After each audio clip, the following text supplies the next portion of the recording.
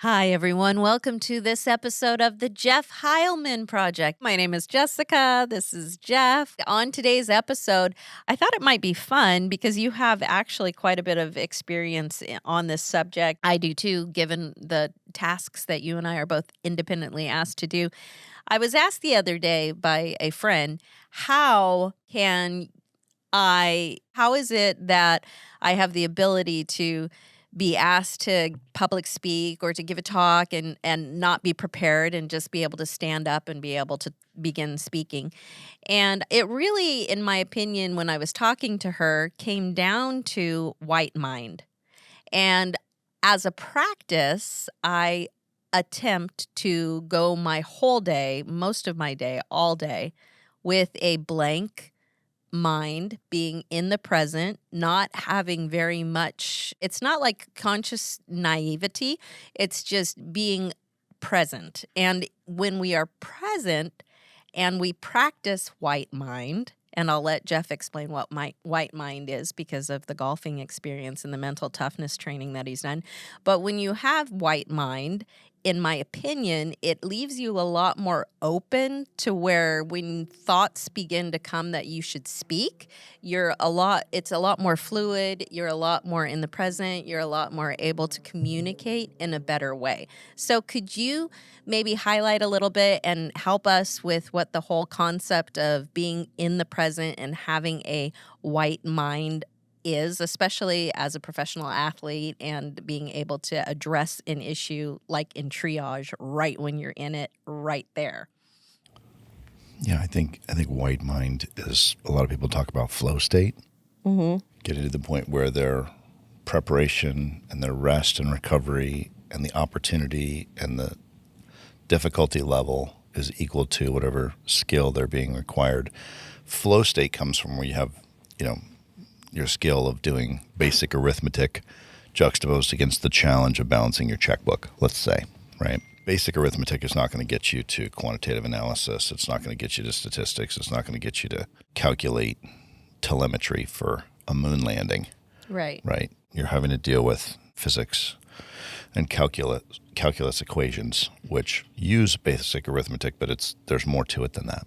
So white mind is really about getting the challenge and the skill to be at the level. And I think you were talking about preparation. I had, unfortunately, a funeral that I attended yesterday, and I prepared a eulogy. It was a much bigger funeral with a much bigger audience than would just be open to anybody that wanted to share. But I didn't want to show up to a friend's funeral and not have the skill of being able to speak in public and not have the preparation to go along with it in order to reduce the challenge and make it possible for me to do it. And so I actually did. I prepared about a 4.5 minute eulogy for my friend. And to me, the preparation and the relaxation and calmness is what gets you in a point where you can operate from a position of flow state or white mind. Well, she was talking about specifically the situation presented itself to where in the drop of the hat, I needed to get up in front of the congregation and speak behind the microphone, and everybody knew that I could add some value being able to do that. And I said, yes, let's go for it. Let's do it.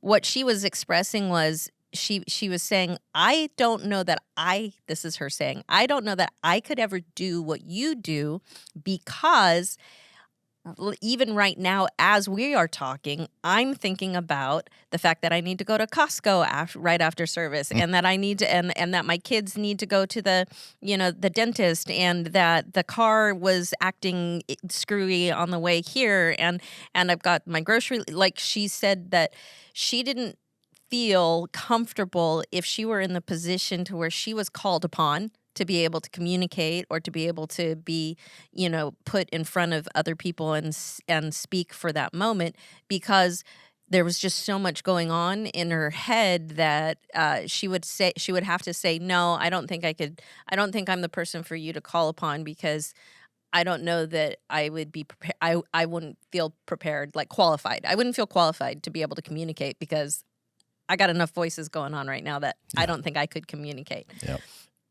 In which case I said, well, I really think I don't think I'm doing anything special. I really just practice not thinking about anything and allowing being in the present to be my focus of what's going on. And that way I just feel like I'm more available to be able to hear what I need to say and then say what I hear. I'd also say that there's a size comfort, right? On a Wednesday night, you're getting up and speaking in front of people, and most people would look at that and go, oh my gosh, you're getting up and talking in front of 30 people, let's say. But you know all 30 of those people. You've spoken in that church for years. You volunteer there. You see these people on a regular basis. And that's not to diminish what you're doing. It does require a skill. But the challenge level of doing that juxtaposed against your skill allows you to be in white mind, because the skill to talk to 30 people you already know that you see on a weekly basis has a certain amount of skill. Personally, I think your skill for public speaking could be much larger. And you've shown that in Sundays where you've preached in front of 100 or so people on Sunday morning service. That said, I can tell you that it is a different level of challenge for me when I'm speaking in front of 300 people and running a sales training seminar for 8 hours versus talking to people that I know. The last time that I was doing that, I remember I was at Cisco and I spoke in front of a large group, and half the people there didn't speak English. So that adds even more challenge. And it was of technical nature, which I'm not skilled. So that even more challenge. And so all of a sudden you start to see you have to stretch the skill out in order to match the challenge, whatever that is. But I think you have the skill that you could speak to much larger groups. But it does get to the point where when you had hundreds of people, the level of scrutiny gets really high, especially if they don't know you. And you have to be very tight on your content. And so what I've seen in studying for and preparing to do keynote speeches, it really makes a difference that you are scripted to the letter, to the comma, to the dramatic pause, to the joke, to the punchline, to the minute for each of your vignettes, because you cannot afford to go off script once it gets to be, a certain size. Yeah, and I think that in this particular case, this was an ad hoc situation. And That's right. so I think... And you get what you get. If you have somebody who's And what we're talking about in those seemingly critical moments where you have to be completely present, where you are working on the fly. There's that moment in what was it? Is it the Legend of Bagger Vance where it goes? That's a pretty good analogy for what it feels like. Like it's like you just like, okay, I just hit the ball and it is in the woods, and now I got to get it out and I got to focus, and you have got to go to a place where your mind is empty, where you're completely void of all of the all of the yakking and all of the voices and all of the... So I 100% agree with you with, preparing and scripting and putting together when you have the time. And those moments can take days. Keynote speeches, if you're going to add value to 10,000 people and you're going to do an 8-hour workshop, I don't want to go and sit with somebody who hasn't taken days to prepare for that message. But when we're called upon, like Andrew Carnegie was called upon to do what he did, at the railroad, and that turning point of being called upon in the moment and immediately being able to say yes. This whole thing comes from on Sunday. The message that I was attempting to convey was when we are invited to do something, if your instant response is always no, the invitations will stop coming, and you will not be given the opportunity to go into a flow state because there is no flow. But if you've created an environment and a principle for yourself where your answer is always yes first, and then go, in your mind. You're not figure out how to do it. You're not later. necessarily saying yes to the person. You can tell them you'll think about it, but your de facto inside your mind is to always say yes. How can this happen? How can we make it? Then the flow starts coming to you, and the little quip that we came up with was the blessings come from your yesings. So when you say yes, you are more often than not blessed. And then you become the person that everybody wants to invite, because more than likely you're always going to come. You're always going to arrive. And so when we're in that moment, when it's like, okay, I'm just going to start to say yes. I'm going to start saying yes to every opportunity. And now everything goes, and it's like, but how am I going to do it? And more often than not, I think that how we're going to do it comes from emptying ourselves and allowing those ideas and those visions and the answers to come in. But it comes in from a clear mind, flow state, empty head, white mind, whatever you want to call it. For me, there's always a framework. So I was on a webinar. Do tell. Allie K. Miller, I think is how she's billed, is the number one voice on LinkedIn for AI. And I've watched her career over the last probably 4 or 5 years and just grow from 50,000 followers and talking about AI and whiteboarding stuff out to being like literally the keynote speaker at conferences with Fortune 500 CEOs. And she did this webinar with Mark Cuban. And I'm like, that's a big name to be on a webinar talking. And I didn't get to the final call. I had to drop in the last couple minutes, so I didn't get what the call to action was. But scripting. Yeah. She was very disciplined. But she's also done 300 keynote speeches in the last couple of years. And you would imagine that there's a reason why it was one of the best webinars. And people have their wheelhouse too. Like, you're not going to ask Tony Robbins about, whatever physics or, something totally that he's not going to be in his wheelhouse. You're not going to ask him to recite the Constitution. Well, one thing that I can say that I got from this webinar, as far as, and I texted you about this while I was on the webinar, Mark Cuban talked about, was that to have a great question be answered in real time by somebody who is really an authority on these types of things, and to have that question already in our mind and then be able to get it answered on this webinar, I thought was amazing. He basically asked the question, what do you need to double down on as a human being in a post-AI apocalyptic universe? The word was judgment, taste. He didn't use the word habitus, but habitus, coherence, sovereignty, an understanding of what the ramifications are of decisions being made by humans and by AI agents. And effectively, the other side of that is, what can AI not do? What's the one thing that AI cannot do? AI cannot anticipate the ramifications of a decision once it's been made from a position of emotion, of how it's going to make somebody feel. They can run analytics on it, they can see reports on it, but it can't feel if we blow up the world. They're like, yep, if you push this button, you blow up the world. Shall I push the button?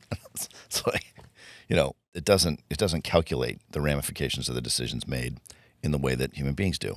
And so I had a really good call with a friend of mine who has had a different life path than I've had. A couple of years younger. We both worked together at a company. I won't use his name, but we're really close friends, and it's been that way for over 20 years. And he has just had his second child, and he was in a former relationship with a person who's a public figure, and that marriage did not go well. And he was talking about, he's like, I thought I was prepared. I thought I did really well because he didn't get married to his current wife until he was in his late 40s. And now he has 2 kids. And all he ever wanted to do was be a dad. And that's one of the reasons why the first relationship didn't work out. So, and he's shared all this stuff with me. And he's, that's why he remains anonymous as a person. But these are real human stories. They're real emotions that drive this. And he was talking to me about, he's like, I've got this job at a big company and I don't like it. I'm not really happy with it. And I'm sitting there going, what's wrong with me? I've made all this money and I've done all this preparation and finally got the dream wife and the dream kids and the dream life. And I'm like, dude, there's nothing wrong with you. You're experiencing something that everybody who goes and prepares and prepares and prepares and then finally gets the dream and has to realize, okay, now what now? So it's not about what's important for your whole life. It's about what's important for the season that you're in right now. And he's starting to get that sense of like, well, I never had a problem with work before. I just go to work and I print money and my 401k and my stock portfolio just keeps screaming northward like it always has. Equity in the house and all that stuff. And he's doing great on paper in all those areas. And I basically brought him to the point where I said, look, I can tell you what I've gone through the last 7 months and how it might be able to help. And you need to think in terms of pivoting from operatorship, where you're operating a business that somebody else owns, to ownership. You own a business whether you operate it or not. you're responsible for it. Relationship with uncertainty needs to become healthy. Yeah. And I told him, I said, look, I've got no job. I've been out of work for 7 months. I took the last little chunk of cheese that I had and I burned it all the way down. And I'm actually looking at AI tools and things that could potentially keep me from even going and getting a job. I don't need equity in a house. I don't need to have a forever home. And he used the word, he's like, God, we bought this forever home and it doesn't work for us. I'm like, bro, if you made $100 million, there's no way you'd be living there. Right? And the whole concept of, well, I just want to have a forever home. I don't. I mean, I like this place that we're living right now, and I'd love to sublet it to the kids at some point, but I don't want a forever home. I want to keep growing. I don't want a forever car. I don't want a forever anything other than, forever with God in heaven once we pass away. So it made me think of, for anyone who is listening to this and has children or has grown up in a certain era, Disney Channel has a television show, some of the best writing ever, called Phineas and Ferb. 100%. Well, in Phineas and Ferb, the elder sister, Candace, spends the entire show trying to bust her brothers. Bust him. And at one point, she actually gets to bust her brothers. And there's this point where she looks at the camera and she says, who is Candace? Like, who am I now that I've actually gotten what it is that I've spent my identity became my job being to bust my brothers. His identity became his job of finding said wife, finding house, having kid. And now he's looking in the mirror. And so I bring that up because it's funny, because we as a family will lean over at each other whenever anything happens that's out of the ordinary and say, who is Candace? Like, who are we? And that presents a very valid question of identity. And when our identity becomes an action instead of who we actually are, and knowing thyself to be true versus what we do or maybe what we're pursuing. And it's very easy for whatever it is that we're pursuing to become our identity. So it takes a tremendous amount of discipline to have an identity apart from what it is that we are doing. But if you can do that, like Jeff, like you were saying, like I find that it is a lot easier to handle uncertainty when you have an identity apart from the thing that you're trying to do or the pursuit that you're trying to make. Exactly right. That's exactly right. When your identity is separate from the thing that you're doing, then you're doing the thing. The way I look at it is your identity is your operating system, and the thing that you're doing is the app. Yeah. So that's why we work so hard on narrative. When we get the narrative right regarding our operating system, there's a lot of apps that'll run really, really well on top of that operating system. Not every app, right? Some app has busted code in it and it needs to be fixed on its own. But for the most part, if the app is solid and the operating system is solid, it'll run great. If the app is junky, but the operating system is solid, the app will run okay. But if the app is great and the operating system is junky, you ain't going no place. Yeah. If you don't get a hold of that monkey, you ain't going nowhere. You ain't going no place. Toy Story 3. Toy Story 3, I think, yeah. Reference there. Yeah, we got a lot of kids. Yeah, we have a lot of references. We could make a whole podcast of just references. I have a feeling. We have kids that can recite entire scripts of Disney movies verbatim and have done it like on command. The ability to know what to say or when to say it. Like, I don't know that anybody's ever going to actually know exactly what to say and when to say it. But I do know that if you allow yourself to walk in a state of being open and being available to hear and having that feeling like, ooh, I should say that, or ooh, I should do that, or ooh, like I see being able to be in the present at Starbucks and see somebody and be able to go, oh, that person, I can tell they need something. Let me go lend a hand. Let me go help. Obviously starts with putting your phone down. If you're on your phone 24/7, you're standing in line and you're on your phone and you're waiting at the table and on your phone. Maybe practice after listening to this podcast, going to Starbucks just maybe once and just not taking the phone out of the bag and just looking around and watching the people, allowing ideas to come, being able to hear, being able to respond. That might be something you might choose to do. Not saying you have to. Well, not everybody's motivated to serve everybody else, right? Like you get a kick out of that and enjoy it, and I do it sometimes. I think that happiness for me has come from being outside myself and things, but I don't think it's our place to Well, and say I where don't other mean it people should be. necessarily to serve. I think there's a lot of people that are actually physically experiencing stress because they don't know what to do next, and they're not giving themselves enough time to be able to listen for cues, which doesn't mean you have to go talk to a stranger, but you might see somebody and they might be wearing a golf shirt that has a emblem on it, and that might trigger, oh, I would love to work for that company, and then go home and start researching that company. But if you're not picking up cues, if you're not present, if you're not looking around, there's a reason why you're stressed that you're not moving forward or getting those answers. And a lot of times it's just because of our constant distraction from being able to listen or being able to see cues of triggers that could send you into a new path, Yeah. new direction.